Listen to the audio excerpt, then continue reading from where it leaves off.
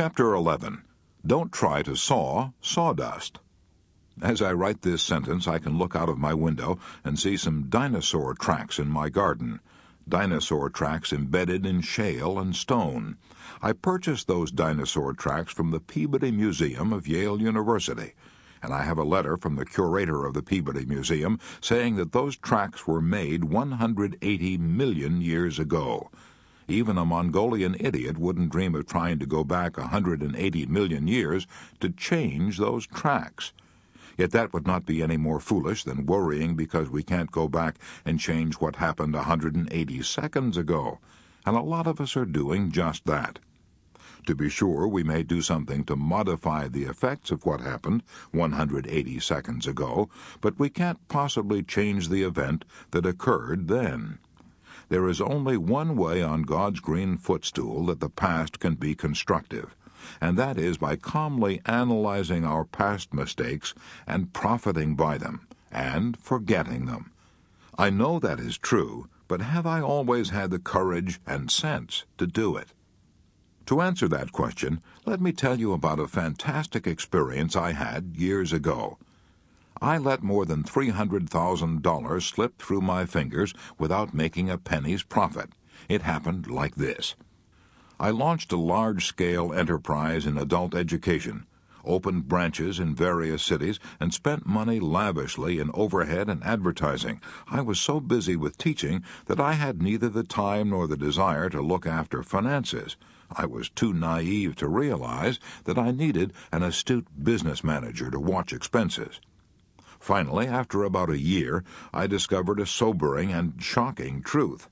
I discovered that in spite of our enormous intake, we had not netted any profit whatever. After discovering that, I should have done two things. First, I should have had the sense to do what George Washington Carver did when he lost $40,000 in a bank crash, the savings of a lifetime. When someone asked him if he knew he was bankrupt, he replied, "Yes, I heard," and went on with his teaching. He wiped the loss out of his mind so completely that he never mentioned it again. Here's the second thing I should have done. I should have analyzed my mistakes and learned a lasting lesson. But frankly, I didn't do either one of these things.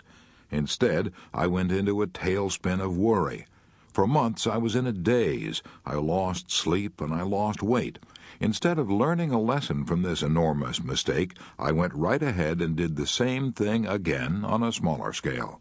It is embarrassing for me to admit all this stupidity, but I discovered long ago that it is easier to teach 20 what were good to be done than to be one of the 20 to follow my own teaching. How I wish I had had the privilege of attending the George Washington High School here in New York and studying under Dr. Paul Brandwein, the same teacher who taught Alan Saunders of New York. Mr. Saunders told me that the teacher of his hygiene class, Dr. Paul Brandwein, taught him one of the most valuable lessons he had ever learned.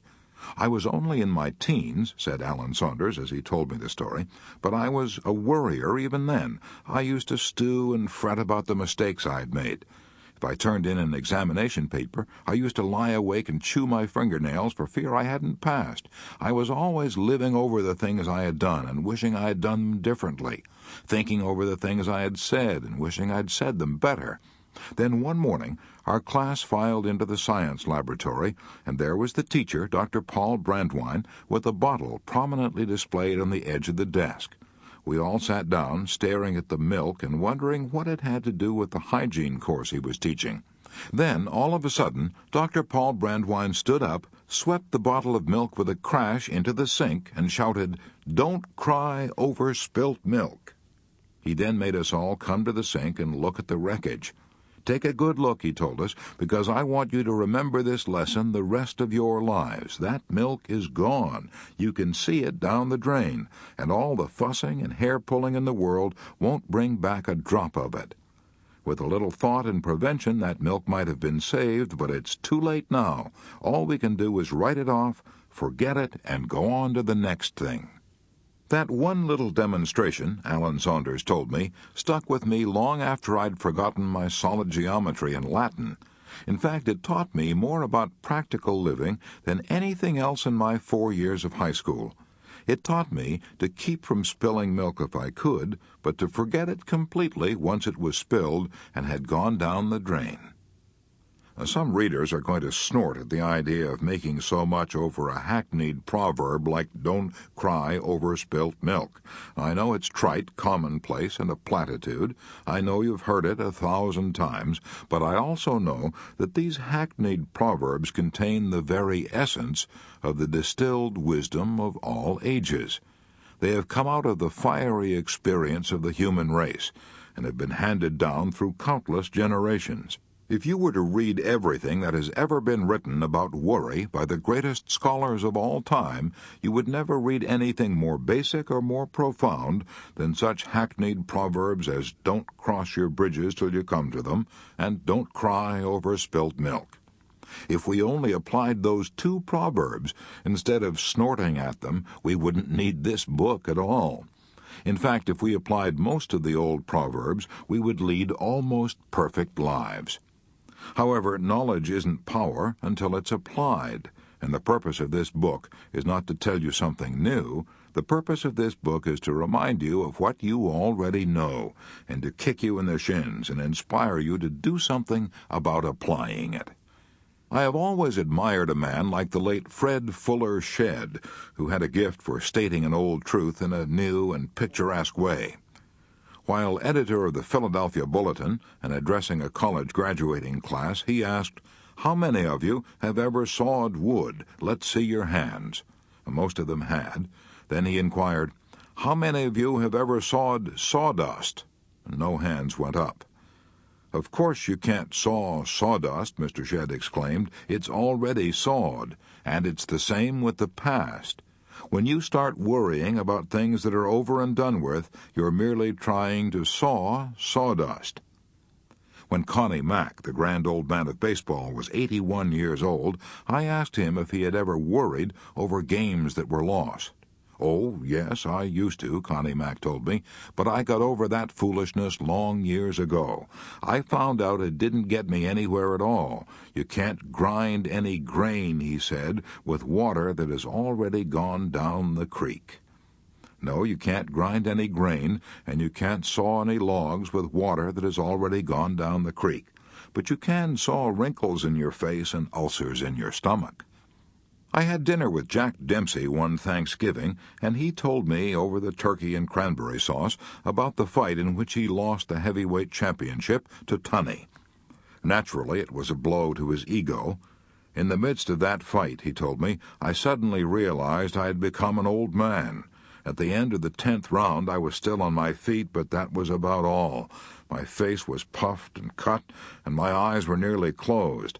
I saw the referee raise Gene Tunney's hand in a token of victory. I was no longer champion of the world. I started back in the rain, back through the crowd to my dressing room. As I passed, some people tried to grab my hand. Others had tears in their eyes. A year later I fought Tunney again, but it was no use. I was through forever. It was hard to keep from worrying about it all, but I said to myself, I'm not going to live in the past or cry over spilt milk. I'm going to take this blow on the chin and not let it floor me. And that is precisely what Jack Dempsey did. How? By saying to himself over and over, I won't worry about the past. No, that would merely have forced him to think of his past worries. He did it by accepting and writing off his defeat and then concentrating on plans for the future. He did it by running the Jack Dempsey restaurant on Broadway and the Great Northern Hotel on 57th Street. He did it by promoting prize fights and giving boxing exhibitions. He did it by getting so busy on something constructive that he had neither the time nor the temptation to worry about the past. I have had a better time during the last 10 years, Jack Dempsey said, than I had when I was champion. Mr. Dempsey told me that he had not read many books, but without knowing it he was following Shakespeare's advice. Wise men ne'er sit and wail their loss, but cheerily seek how to redress their harms. As I read history and biography and observe people under trying circumstances, I'm constantly astonished and inspired by some people's ability to write off their worries and tragedies and go on living fairly happy lives. I once paid a visit to Sing Sing, and the thing that astonished me most was that the prisoners there appeared to be about as happy as the average person on the outside. I commented on it to Louis E. Laws, then warden of Sing Sing, and he told me that when criminals first arrive at Sing Sing, they're likely to be resentful and bitter. But after a few months, the majority of the more intelligent ones write off their misfortunes and settle down and accept prison life calmly and make the best of it. Warden Laws told me about one Sing Sing prisoner, a gardener, who sang as he cultivated the vegetables and flowers inside the prison walls. That Sing Sing prisoner who sang as he cultivated the flowers showed a lot more sense than most of us do. He knew that the moving finger writes, and having writ moves on, nor all your piety nor wit shall lure it back to cancel half a line, nor all your tears wash out a word of it. So why waste the tears? Of course we have been guilty of blunders and absurdities, and so what? Who hasn't? Even Napoleon lost 1/3 of all the important battles he fought. Perhaps our batting average is no worse than Napoleon's, who knows? And anyhow, all the king's horses and all the king's men can't put the past back together again. So, let's remember Rule 6. Don't try to saw sawdust.